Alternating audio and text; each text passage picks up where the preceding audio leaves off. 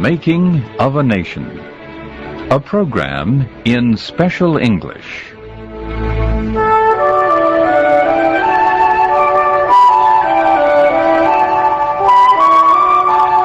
In any war, an important target is the enemy's capital city.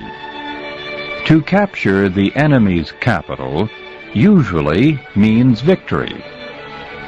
In America's Civil War, the North hoped for a quick victory by capturing the Southern capital at Richmond, Virginia.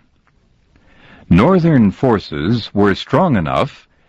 There were about 150,000 Union soldiers in and around Washington. General George McClellan led this Army of the Potomac. His was the biggest, best trained, and best equipped of the Union armies. I'm Tony Riggs.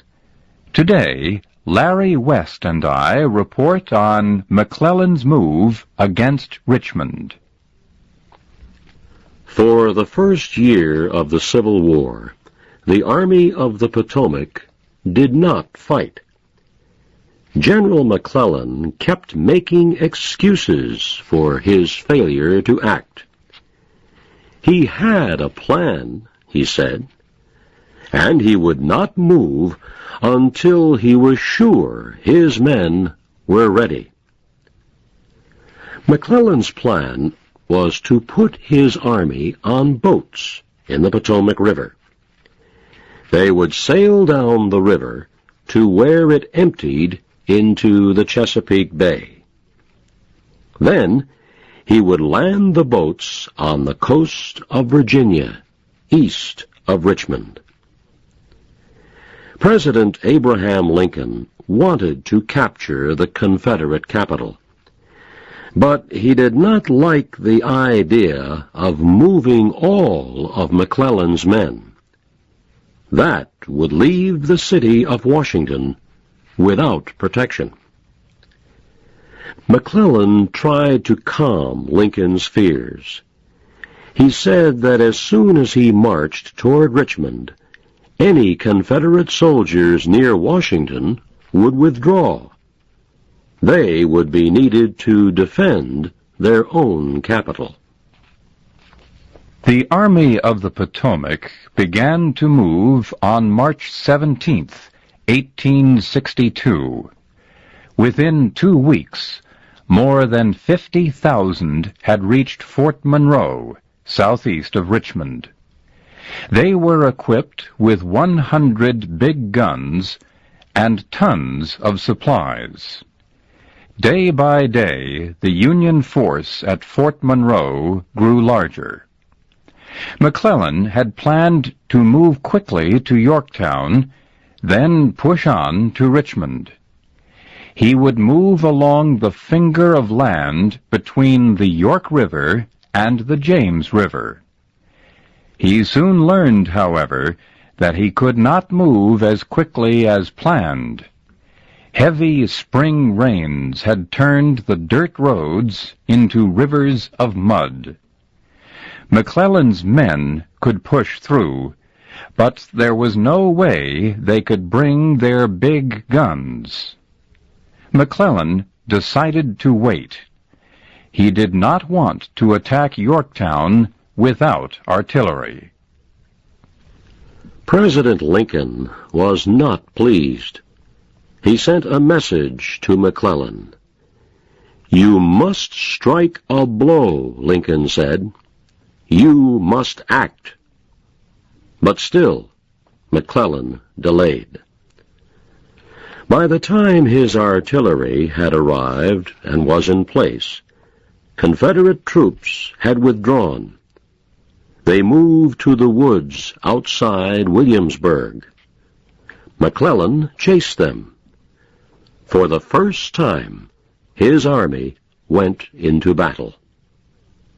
The fighting was strange. The woods were so thick that the two sides could not often see each other. Soldiers fired at the flash of gunpowder at noises, anything that moved. Their aim was good enough. About 4,000 soldiers were killed. In his reports to Washington, McClellan claimed great victories at Yorktown and Williamsburg. Yet he was worried. He believed the Confederate force around Richmond was much larger than his. He demanded more men. The Confederate force was, in fact, much smaller than the Union force, but it was deployed in a way to make it seem much larger. The trick fooled McClellan. By the middle of May, 1862, his army was only 15 kilometers from Richmond. Still, he did not attack. He continued to wait for more men and equipment. Confederate President Jefferson Davis was worried. He knew the Confederate Army was smaller than the Union Army. Davis's military advisor, General Robert E. Lee, offered a plan. Lee proposed that General Stonewall Jackson lead his army up Virginia's Shenandoah Valley. The North would see the move as a threat to Washington. Union troops would be kept near Washington instead of being sent to Richmond. President Davis agreed. Orders were sent to Jackson. Stonewall Jackson was one of the South's best generals. He was a forceful leader, and he could make his men march until they dropped.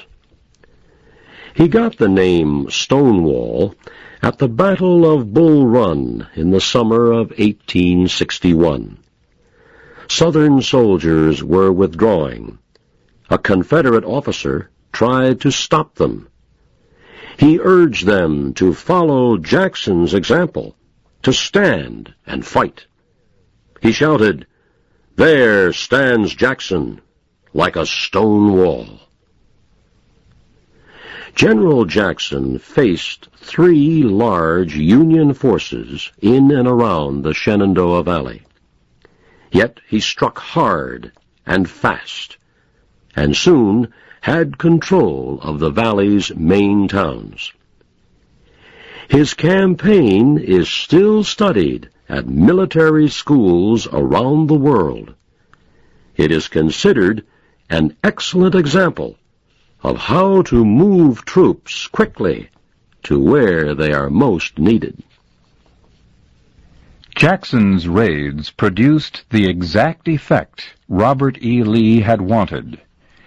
Everyone in Washington feared an immediate attack on the city. Soldiers were hurried to the capital from Baltimore and other nearby cities. And President Lincoln sent thousands of troops to chase Jackson in the Shenandoah Valley, instead of helping McClellan at Richmond. The Union Army outside Richmond was deployed on either side of the Chickahominy River. The Chickahominy was not a big river. It could be crossed easily at several places.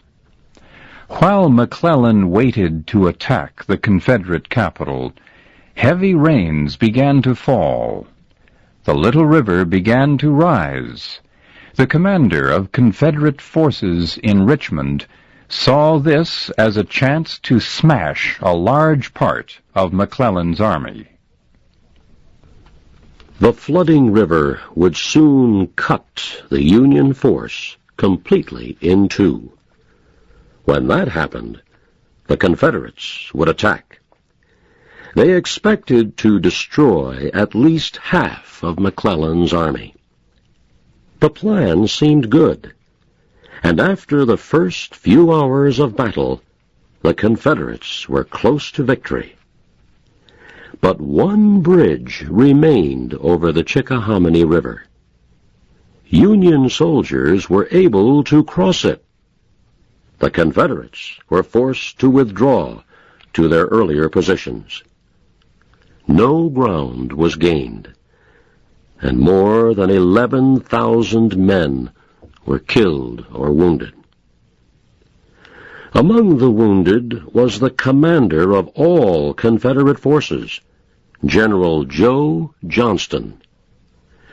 General Robert E. Lee would take his place. Lee wasted no time. He wanted to push the Union Army far away from Richmond. First, however, he wanted more information about his enemy. He sent a young officer, Jeb Stuart, to get it. Stuart set off with more than 1,000 men on horseback. Theirs was a wild ride around the edge of the Union Army. When they reported back 3 days later, General Lee knew exactly where he would attack. It would be the first in a series of battles known as the 7 Days Campaign. Lee took a big chance. He moved most of his men into position to attack what he now knew was the weak right side of the Union line. He left only a few thousand men to defend Richmond. He hoped the Union commander, McClellan, would be fooled by this plan. For if McClellan discovered how few men were left behind, he could smash through easily and capture the city. With the help of Stonewall Jackson's army, Lee's plan worked. McClellan was fooled, and after a day of fierce fighting, he was forced to withdraw from the area. Lee chased McClellan for a while. They clashed at such places as Mechanicsville, White Oak Swamp, and finally Malvern Hill. The South won the 7 Days Campaign. The threat to Richmond was ended. The Confederacy was saved. But victory came at a terrible price. 20,000 Confederate soldiers were killed or wounded. As both the North and South were learning quickly, the Civil War was becoming more costly than anyone had imagined.